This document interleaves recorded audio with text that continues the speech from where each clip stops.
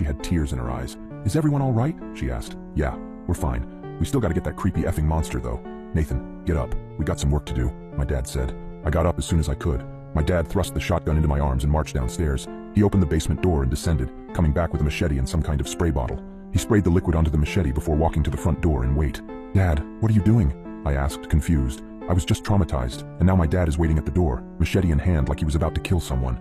Instead of a response, my dad just hushed me. The house was quiet for several seconds before a loud banging and howling came at the front door. We heard a rip, and we knew the screen door was no more. The wood of the interior door started to splinter, and I took a few steps backward. My dad glared at me. "Nathan, now is not the time for this. Point the goddamn gun and get ready to shoot." I aimed the gun at the door, trying to find the spot where the howling was coming from.